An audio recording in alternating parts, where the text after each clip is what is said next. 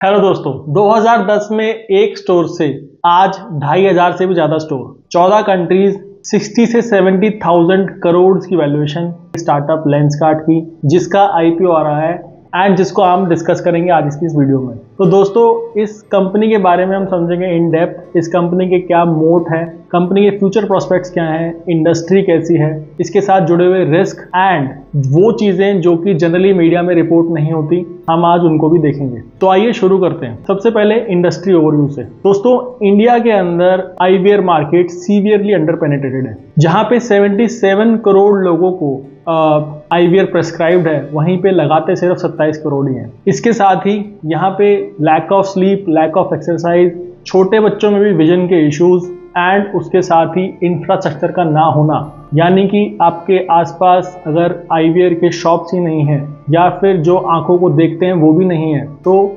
आपका जो पेनिट्रेशन है वो बहुत कम हो जाता है एंड यहीं पे लेंसकार्ट जैसे प्लेयर्स अपने आप को मजबूत बनाते हैं। तो दोस्तों, अगर बात की जाए रिफ्रैक्टिव एरर्स की, तो इंडिया के अंदर ये ग्रोइंग ट्रेंड है एंड एक्सपेक्टेड ये है कि ऑलमोस्ट 62% लोगों को आईवीआर की रिक्वायरमेंट होगी। वहीं पे साउथ ईस्ट एशिया में रिक्वायरमेंट 70% हो जाएगी, जिसकी वजह से लेंसकार्ट को एक टेलविंड मिलता है। अब दोस्तों, बात करते हैं कंपनी के बारे में। तो कंपनी बनना चाहती है IVR for all and integrated company, जहां पे आपका डिजाइन, मैन्युफैक्चरिंग, उसके बाद उसका लॉजिस्टिक्स सब एक ही जगह पे हैंडल होगा, यहाँ तक कि ब्रांडिंग एंड रिटेलिंग भी।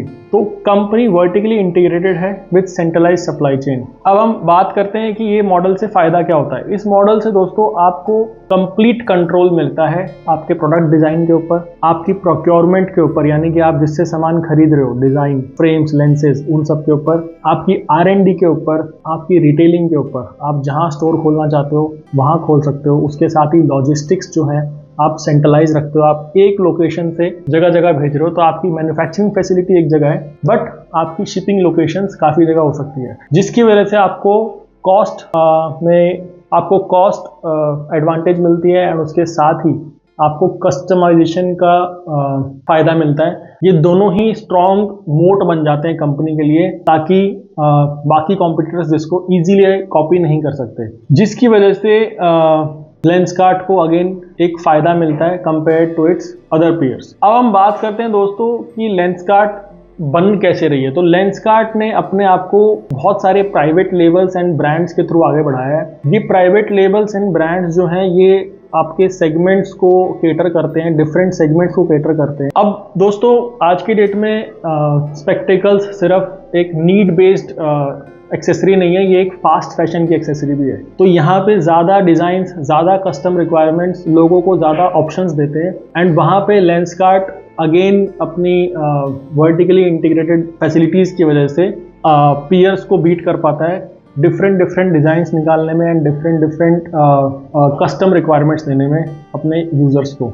अब हम बात करते हैं इनके फाइनेंशियल्स की। तो फाइनेंशियल्स में दोस्तों, कंपनी के financial year on year almost 26 से 30% की ग्रोथ लेकर आए हैं। प्रोडक्ट मार्जिन 68 से 70% के हैं and EBITDA margin almost double हो गए हैं। ये सब चीज़ें जो हैं इस आईपीओ के इशू को थोड़ा स्ट्रॉन्ग बनाती हैं एंड दोस्तों, ये आईपीओ का जो प्रोसीड्स हैं, ये इसको यूज़ भी इसी सेंस में करना चाहते हैं कि आपके नए एक्विजिशंस में, नए रिटेल्स के अंदर तो ऑफर एंड कुछ एग्जिस्टिंग शेयर होल्डर्स को एग्जिट भी देना चाहते हैं। अब हम बात करते हैं कि इनका ब्रेकअप है इंटरनेशनल बिजनेस का। तो ऑलमोस्ट 40% इनको जो रेवेन्यू है आज की डेट में वो आता है इंटरनेशनल बिजनेस से। अब हम बात करें इनकी गोल्ड मेंबरशिप के बारे में, जो कि ऑलमोस्ट 50% रेवेन्यू देती है इनको। ये गोल्ड मेंबरशिप की वजह से इनको एवरेज रेवेन्यू पर यूजर में बहुत फायदा होता है। अगर आप देखोगे तो ऑलमोस्ट 67% 2000 से 10,000 की रेंज में आते हैं। ये वो ही हैं जो कि 1+1 के ऑफर्स को जनरली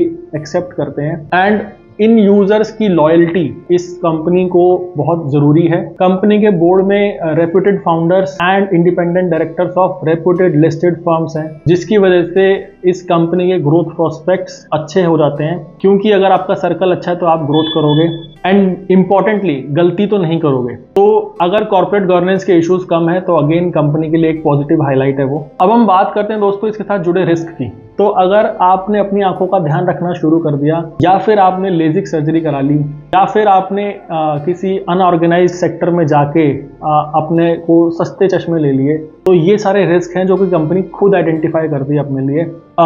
उसके अलावा जो, जैसा कि अब क्वालिटी की हम बात कर रहे थे, तो क्वालिटी एंड प्राइसिंग के ऊपर जो लेटेस्ट एज द कैन जो रिपोर्ट कर रहे हैं वो ये है कि इनके जो क्वालिटी है OnePlus 1 की, वो इनके बाकी पीयर्स के मुकाबले काफ़ी कम होती जा रही है। ये अपने ऑप्टोमेरिस्ट्स को कम सैलरी पे रखते हैं compare to other peers, and उसके साथ ही उनकी क्रेडेंशियल्स के साथ भी ये समझौता कर लेते हैं, जो कि यूजर्स को बिल्कुल अच्छा नहीं लगता। रेडिट के ऊपर ऑलमोस्ट 500 से ज़्यादा कंप्लेंट्स हैं इनके प्रोडक्ट्स के अगेंस्ट। इनके जो लेंसेज हैं वो आंखों के अंदर ही, जो कॉन्टैक्ट लेंसेज हैं वो आंखों के अंदर ही टियर कर जाते हैं, जिससे डैमेज हो सकता है। तो ये सारी चीज़ें हैं जो कि कंपनी की कॉस्टिंग की वजह से उनके क्वालिटी पे इफेक्ट डाल रही है, एंड ये इनकी ब्रांडिंग पे भी बड़ा असर डाल सकती है। इसके अलावा दोस्तों, इनके ऊपर फ्रेंचाइजीज ने बहुत कुछ केसेस करे हुए हैं। फ्रेंचाइजीज जो आज की डेट में इनका 12% रेवेन्यू देती है,